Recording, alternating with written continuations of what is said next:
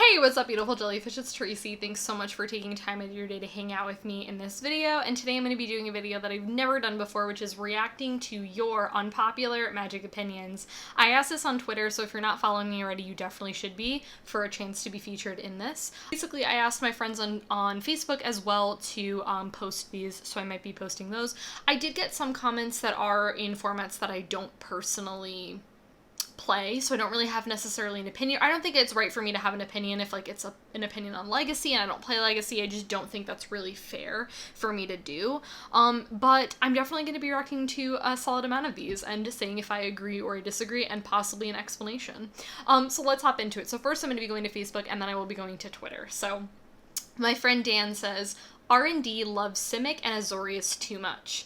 Too many OP cards in Standard lately in those colors. So I don't play Standard, however, I would say just overall, if I'm talking about a draft, like drafting or sealed or just kind of looking at a set overall, yeah, I can definitely say that I do agree. I feel like red tends to be I don't know, and maybe I'm saying this because I'm a red mage, and if you're someone who likes to play red, I'd really like to know your thoughts here, but I just feel like a lot of times red is here's a lightning bolt, have fun, and it's just I feel like a lot of times red cards get here, I'm gonna adjust you guys just a little bit. I feel like a lot of times red cards kind of get the cards tend to be not as interesting, and I don't know, maybe if you're a red mage, again, you might disagree, but I feel like a lot of times those cards tend to be really basic. But again, I'm also not a red mage, so I feel like maybe that's what it is. But yes, I do agree that I feel like those color combinations do get a lot of love. And I'm not necessarily saying that's a bad thing because I like both of those colors. So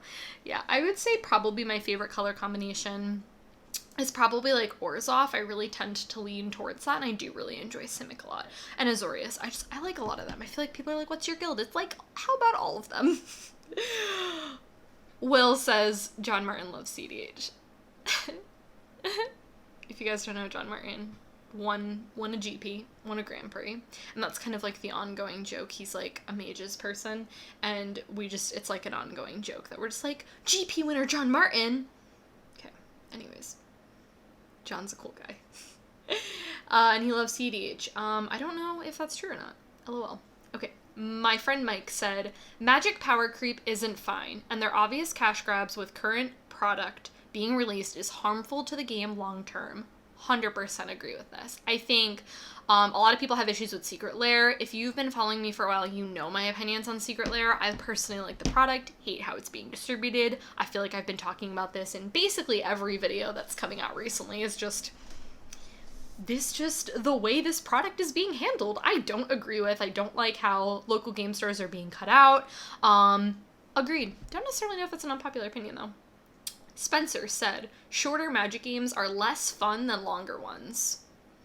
I think it depends. I think because of playing Commander, I feel like if a game is 3 hours for one game, I think that can go on a lot. But personally, I don't like to sit down and play a game of Commander and die on turn 4. That's not my kind of Commander. So I think it's a mix. Maybe I don't necessarily know if I could give a time frame of what I think would be a good amount of time for a Commander game. Maybe an hour. I don't know. For some people, I feel like they think that's really long. But I don't know. I guess it just depends. I feel like for a 4-person pot of EDH, I feel like an hour is pretty good. Okay. My friend Derek said, Tron. Derek, if you're watching this, he loves Tron, and I personally just don't agree with his life choices. I love Derek as a person, but Tron, just don't agree with. Robbie, Oko was a well-designed card.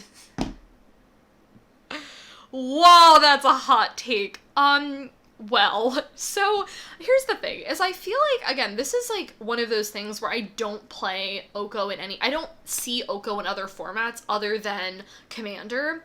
And also, to be fair though, I haven't played Commander with other people in how many months has quarantine been? I don't know. But basically, I haven't really seen the impact of Oko because the people that I've played with, okay, Commander it's one card. I think that's the thing that I feel like a lot of people like, I don't necessarily know, don't understand or whatnot. Like, it's one card in Commander, and I think, like, that's the difference between it and, like, other formats. Now, specifically speaking on Oko, yes, did that card break formats and whatnot? That's what I've heard. Can I personally comment on that, and if I think that should have happened? I mean, I don't really know. I get why Wizards ban things that are format breaking and all that kind of stuff. Why should they print things that are format breaking? That's a comment for another video. Let me know if you want me to talk about that, because I definitely could. But basically, you know, I think the ultimate thing was that the elk being the uptick, like, why? Why would we do that? My friend John says, Cryptic Command is a bad, clunky magic card that sees way too much play for its mana cost. I agree. I feel like I got so much flack by people when they were like, why are you not playing Cryptic Command? I was like, it's 700 mana in a format that's trying to kill me on turn 4. Why would I play Cryptic Command? I've never been a huge fan of Cryptic Command. I am one of those people, and if you've been following me for a while and you know back when I was playing Modern, I have a lot of unpopular Modern opinions, and that was one of them, so I actually really agree with that. Siege Rhino was whatever. Disagree, Siege Rhino was amazing. Abzan Charm was the stupid card. I don't know if that was a comment on Standard or that was a comment on Modern back when people actually played those cards in the format, but I personally love Siege Rhino, and all the charms are really great. I don't know who is right. I think the twin ban was kind of dumb. It's kind of an unpopular opinion. Okay, and someone else had commented and said something about the twin being banned, I think. So I feel like... Oh, okay. So I made a little mistake. So my friend Dan said, I accidentally skipped a comment. I'm glad Twin was banned. Okay, this I feel like is a huge, like, I'd really like to know what you guys think. So here's my thing is, back when I started playing Modern, Twin was like a huge thing. Just for frame of reference, I started playing Modern in June or / July of 2015, and Twin was like a huge thing then. And Twin was just like that really scary deck for me because, again, I was just getting into the format, like, what did I know, really? And yeah, Twin was super scary. Now looking at it, if I was playing Modern and Twin was allowed, I would 100% be playing that deck. Like, let's be completely real here. I get that people have certain comments or whatever and opinions. Personally, do I think Twin should be unbanned right now? I don't know what the Modern format looks like, so I don't necessarily know if I can really comment on that. But, I don't know what the opinions are because I feel like I've heard such different things on both sides of the spectrum. To be completely honest, though, I feel like I'm a little bit biased on this one because I personally really like control decks. I think the reason that a lot of people think that Twin should be banned is because it's that I could die at any moment, and if I don't have an answer, I lose. And I kind of understand that that is, like, a sort of thing. He also said that, okay, he made a lot of comments, so I'm not going to respond to all of them, but,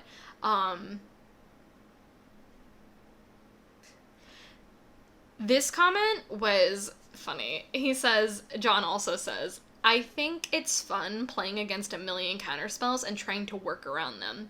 Less so when the deck also has a 4-mana enchantment that doubles their mana, but I digress. So, playing against counterspells, I can see it being maybe like a challenge. Do I necessarily think playing against counterspells is fun? No, but I'm also a control mage and I like playing the counterspells, not the other way around. Also, control mirrors are kind of terrible in my personal opinion. Like, I don't think control mirrors are fun.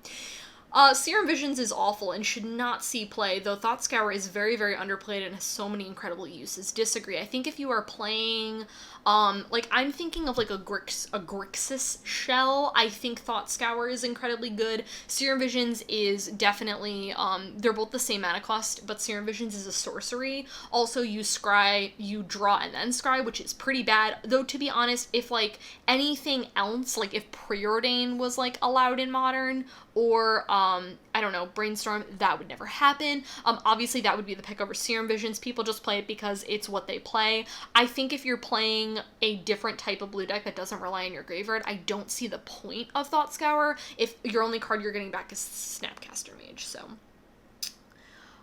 Tim, if you want to win, you should probably just play Tron. I mean, that's definitely an option. I feel like there's many decks you could probably play. Tron sucks, Connor. Agreed. John. Different John. I actually really love lore for a long time and love the characters they've created. If they had stuck to having good writers without attacking them with their own narrative, Wizards of the Coast could create a best of both worlds scenario that could spawn more material for them to sell in the D&D apartment and books. So, I personally don't care about lore. However, I get why people do, and I think it's cool. Like, I'm not someone who's like, oh, you like lore, that's lame. Like, you do you. Like, I think that's awesome. Like whatever you want, to be honest. I think that's great that there's people who love lore. It's just not personally my cup of tea. And I don't know if I can really explain why, because I'm a writer, so I very much like story and all that kind of stuff. I don't really know what it is. It's just never been something that I've personally really cared about. The only bit of lore, to be honest, I really care about is, like, if Elsbeth could come back. I don't know. Just saying. She's the best planeswalker. Krista, I tell customers all the time that there's no right or wrong way to play, and that they don't have to progress to new formats or new power levels if they don't want to. It's perfectly acceptable to play 2 Clash packs against your best friend in your kitchen for 5 years and never improve your deck in any way if it makes you happy. Agreed. I think that people should play Magic in whatever way you want. If you and your friend in this scenario like to play against your Clash decks that you buy at the store and you don't want to improve them, good for you. To be honest, I think the more I realize this in Magic, it's all about the people, and it's all about playing with people that you like and that you feel comfortable with. That's one reason I love EDH so much, because I love the community in the sense that I love my friends and I love the people that I get the chance to meet. And yeah, to be honest, play whatever Magic makes you happy. And if you like to play competitive Magic and that is your jam, I'm so happy for you. You do you. If you like to play Kitchen Table Commander, I'm right there with you. I love it. Okay, those were all the comments that I responded to, that I got on there. Now we're gonna go to Twitter. It's about to get real, so I hope you're ready. Okay, Koji, Commander was better before Wizards of the Coast started printing cards for it.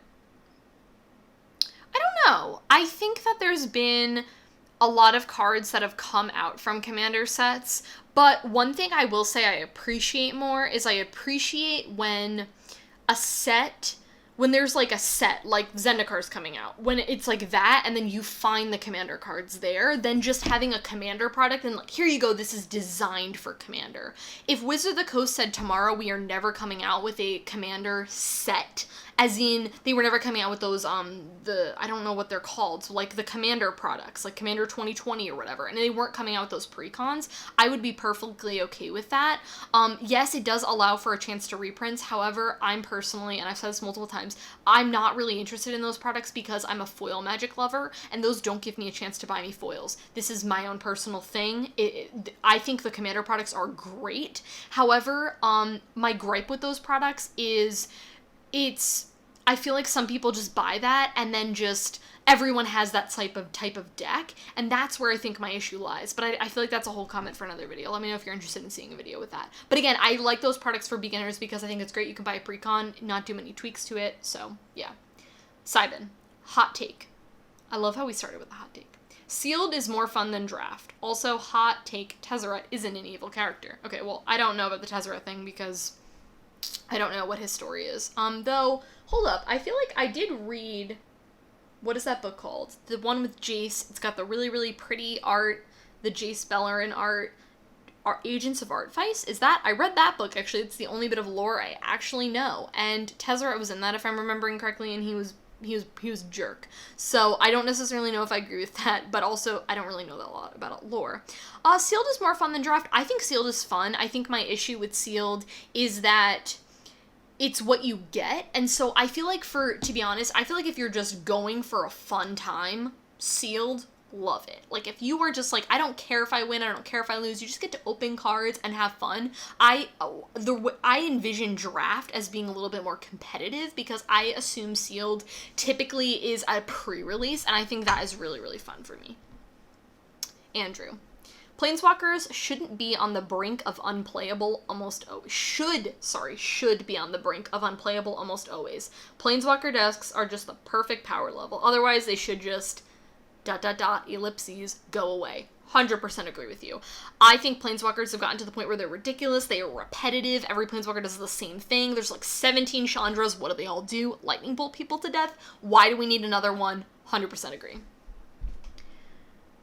I'm not sure how to say this person's name. Monchico Tapping lands to the left should be normalized. I'm a lefty, so I do this, lol. I'm not left-handed personally, so if that feels more comfortable for you, 100% go for it. Just don't tap your lands where they're like 3/4, where you can't see if they're tapped or not, and also don't play with your lands in front. Okay. At Bra American. Land destruction is fun. Disagree, you're wrong. Hoodum 73. They should go back to 2 set blocks. 1 set isn't enough for the story and the mechanics of the set in most cases. I actually agree with you. I think 2 sets is a really, really good number, and I think that they should definitely do that. I feel like 3 tends to be a little bit much. With that being said, there's not to say that there's been 3 sets that I haven't enjoyed. I think 2 is a really, really good number, and I agree with you.